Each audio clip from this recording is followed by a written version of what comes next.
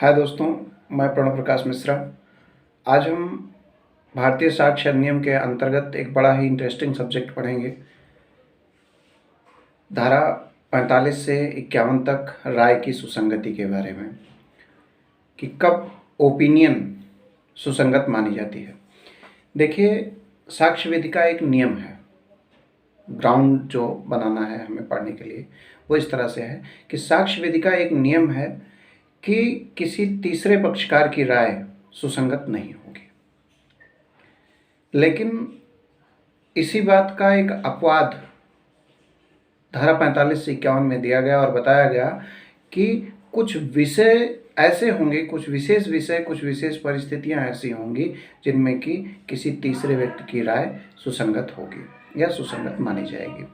इसी क्रम में हम देखते हैं कि धारा 45 से 51 तक उपबंध दिए गए।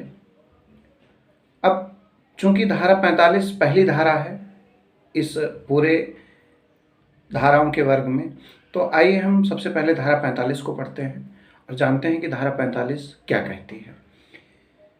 देखिए, धारा 45 जो है वो विशेषज्ञ की राय, ओपिनियन ऑफ द एक्सपर्ट के बारे में बात करती है कि कब विशेषज्ञ की राय सुसंगत मानी जाएगी। तो विशेषज्ञ की राय कब सुसंगत होगी, किन आधारों पर होगी, किन विषयों पर होगी, इन सबको जानने से पहले एक मेंस का बड़ा ही अच्छा प्रश्न बनता है, इंटरव्यू में भी कई बार पूछा गया है कि विशेषज्ञ कौन है, हु इज एक्सपर्ट। भाई, आप विशेषज्ञ की राय को उस पर अपनी बात रखने से पहले आपको ये समझना चाहिए कि विशेषज्ञ है कौन। तो विशेषज्ञ कौन है, इस बारे में भारतीय साक्ष्य अधिनियम के अंतर्गत कहीं भी कोई बहुत विशेष उपबंध नहीं दिया गया। ये कहीं नहीं बताया गया कि विशेषज्ञ कौन है। लेकिन एक बहुत ही अच्छा, बहुत ही फेमस केस आया, अब्दुल रहमान वर्सेस केसी मैथ्यू का केस। बहुत ही इंपॉर्टेंट केस था, बहुत ही अच्छा केस था। इसमें माननीय न्यायालय महोदय ने कहा कि एक ऐसा व्यक्ति जो ज्ञान, अनुभव और कुशलता के आधार पर, एक ऐसा व्यक्ति जो ज्ञान, अनुभव और कुशलता, 3 पॉइंट हैं, तीनों समझ लीजिए, नोट कर लीजिए। ज्ञान और अनुभव और कुशलता के आधार पर किसी विषय विशेष में महारत हासिल कर चुका है, वह व्यक्ति उस विषय विशेष का विशेषज्ञ कहलाएगा। क्या कहा न्यायालय ने कि एक व्यक्ति, एक ऐसा व्यक्ति जिसने ज्ञान, अनुभव और कुशलता के आधार पर किसी विशेष विषय में महारत हासिल कर ली है, वह व्यक्ति उस विषय विशेष का एक्सपर्ट कहा जाएगा, विशेषज्ञ कहा जाएगा। चलिए, ये तो बात हो गई कि विशेषज्ञ कौन है, यही चीज़ आपको याद रखनी है। दूसरा पॉइंट ये राइज हुआ धारा 45 के संदर्भ में कि वे कौन कौन से विषय होंगे जिस पर एक्सपर्ट की राय को, विशेषज्ञ की राय को महत्वपूर्ण माना जाएगा या सुसंगत, रिलेवेंट माना जाएगा। तो उसके लिए भी 5 पॉइंट भारतीय साक्ष्य अधिनियम में एनालाइज किए गए, जिसको हम लोगों ने अपने याद करने के लिए विकला विहंग के नाम से कोडिफाइड रखा है। और इसको जब हम तोड़ते हैं विकला विहंग नामक सूत्र को, तब हमारे पास 5 सब्जेक्ट निकल के आते हैं। पहला है कि विज्ञान, दूसरा कला, तीसरा है विदेशी विधि, चौथा आपका है हस्तलेख, विहंग में जब हा आता है तो हस्तलेख है, और 5वां जो और अंतिम है वो है अंगुली चिन्ह। यानी विज्ञान, कला, विदेशी विधि, हस्तलेख और अंगुली चिन्ह, ये 5 ऐसे विषय होंगे, विकला विहंग जिनसे कोडिफाइड इसको कर दिया गया है, ये 5 ऐसे विषय होंगे जिन पर कि एक विशेषज्ञ की राय मान्य होगी। अब तीसरे पॉइंट पे हमको देखना होगा कि धारा 45 के अंतर्गत कौन कौन से महत्वपूर्ण वाद हैं। तो ये भी एक कोडिफाइड चीज़ है, याद रखने के लिए आपको भी करना पड़ेगा, हम लोग भी यही करते हैं।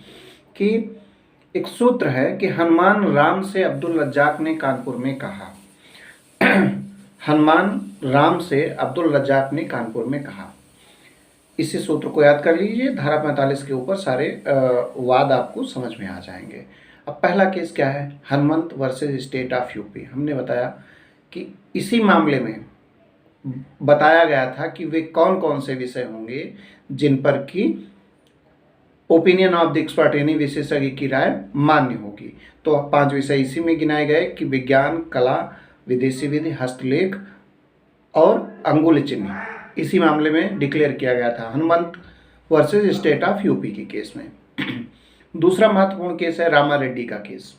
रामा रेड्डी का केस बहुत ही इंटरेस्टिंग केस था। इसमें ये कहा गया कि टैप रिकॉर्डिंग और डीएनए टेस्ट इसको धारा 45 की रेंज में रखा जाएगा, यानी ये धारा 45 के अंतर्गत आते हैं, ये मान्य होंगे, साक्ष्य के रूप में स्वीकार्य होंगे। फिर अगला केस आता है सेल्वी का केस। सेल्वी के केस में कहा गया कि नार्को एनालिसिस टेस्ट जो होता है, नाट जिसको हम NAT कहते हैं, narco analysis test, narco analysis test जो है वो भारतीय संविधान के अंतर्गत असंवैधानिक है, यानी वह एक असंवैधानिक विषय है, इसे नहीं किया जाना चाहिए या इसमें ओपिनियन ऑफ द एक्सपर्ट या किसी मशीनरी को इंक्लूड नहीं किया जाना चाहिए। ठीक है। फिर आता है अब्दुल रहमान केस। अब्दुल रहमान वर्सेस केसी मैथ्यू केस। हमने बताया कि इसी में एक्सपर्ट कौन है उसको बताया गया था। फिर नेक्स्ट केस आता है अब्दुल रज्जाक वर्सेस महाराष्ट्र का केस। बहुत ही फेमस केस है, प्री में कई बार पूछा गया है। तो इसमें था कि एक खोजी कुत्ते द्वारा, एक डॉग जो है, एक खोजी कुत्ते द्वारा खोजा गया साक्ष्य वो वैज्ञानिक साक्ष्य की श्रेणी में आएगा, वैज्ञानिक साक्ष्य माना जाएगा। फिर एक कानपुर विश्वविद्यालय वर्सेस समीर गुप्ता, जानते ही हैं, ये भी केस बहुत आता है हर स्टेट के एग्जाम में। इसमें कहा गया था कि विश्वविद्यालय का एक छात्र जो कि अपने अध्यापक की हैंड राइटिंग से परिचित है, वह उस हस्तलेख या हैंड राइटिंग के विषय पर एक एक्सपर्ट माना जाएगा, एक विशेषज्ञ माना जाएगा। फिर इसके बाद जो अगला विषय आता है कि अगला पॉइंट जो हमें समझना है वो है कि अगर कोई विवादित दस्तावेज है तो उस विवादित दस्तावेज को हम किस तरह से साबित कर सकते हैं या उसको साबित करने की कौन कौन सी विधियां हैं। तो उसके लिए 4 पॉइंट हैं, चारों सुन लीजिए। पहला है कि जो मूल लेखक है उसे बुलाकर, दूसरा है कि किसी एक्सपर्ट को धारा 45 के अंतर्गत बुला करके, तीसरा है कि उस हस्तलेख से परिचित किसी व्यक्ति को बुला करके, चौथा है तुलनात्मक व्यक्ति, यानी किसी साबित दस्तावेज को रखिए जो उसके द्वारा लिखा गया साबित है, और धारा 73 के अंतर्गत किसी ऐसे दस्तावेज को रखिए जो विवादित है। दोनों की तुलना कर लीजिए धारा 73 में, और तुलना के बाद उस पर कंक्लूजन निकाल लीजिए इन तुलनात्मक विधि द्वारा। चौथा पॉइंट है। इसके बाद अगला बिंदु जो हमारे सामने आता है वो आता है कि वे कौन कौन से बिंदु हैं जिन पर की ओपिनियन ऑफ द एक्सपर्ट मान्य नहीं होगी। तो IPC के अंतर्गत 4 सेक्शन ऐसे हैं, 494, 495, 497 और 498। इन धाराओं के अंतर्गत जो भी अपराध कमिट होंगे या जो भी विषय आएंगे उन पर opinion of the expert applicable नहीं होगी। फिर ये है कि भाई एक विशेषज्ञ अपनी राय दे देता है तो उसकी राय का साक्षिक महत्व क्या होता है, ये बहुत ही इंपॉर्टेंट पॉइंट है। तो साक्षिक महत्व को एक लाइन में आप कह लीजिए कि यह निश्चायक सबूत नहीं होते हैं, स्पष्ट जरूर करते हैं, निश्चायक सबूत नहीं होते हैं, ये एक संपोषक साक्ष्य होता है, इनकी अन्य स्वतंत्र साक्ष्यों द्वारा संपुष्टि आवश्यक होती है। तो ये था आपका धारा 45 विशेषज्ञ की राय। अगले वीडियो में हम लोग 46, 47, 48, 49 और 50 जो अन्य धाराएं हैं, बहुत छोटी छोटे धाराएं हैं, इनको हम पढ़ेंगे। धन्यवाद।